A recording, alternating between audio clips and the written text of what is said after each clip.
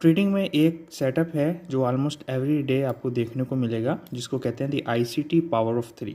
जिसमें क्या होता है कि आपका प्राइस पहले एक रेंज में होगा, जो हो सकता है किसी सेशन की रेंज हो, वो एशियन रेंज भी हो सकती है, लंदन में। उसके बाद आपको एक मैनिपुलेशन मूव देखने को मिलेगी to the buy side liquidity. जब बाई साइड की लिक्विडिटी हो जाती है, उसके बाद फिर हमें एक किसी न्यूयॉर्क टाइम पे या किसी न्यूज़ टाइम पे हमें एक डिस्ट्रीब्यूशन फेज देखने को मिल सकता है।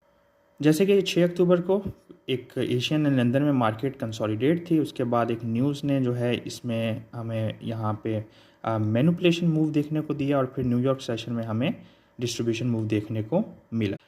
बाय द वे, अगर आप फॉरेक्स में न्यू हैं तो हमारे चैनल को सब्सक्राइब करें, और अगर आप चाहते हैं कि आपको फ्री सिग्नल प्रोवाइड किए जाएं या आपको और नॉलेज दी जाए तो आप मेरा टेलीग्राम चैनल ज्वाइन कर सकते हैं। और अगर आपने अभी तक कोई ब्रोकर चूज़ नहीं किया तो मेरे टेलीग्राम चैनल पर आपको ब्रोकर मिलेगा जिसका स्प्रेड ऑलमोस्ट 0 है।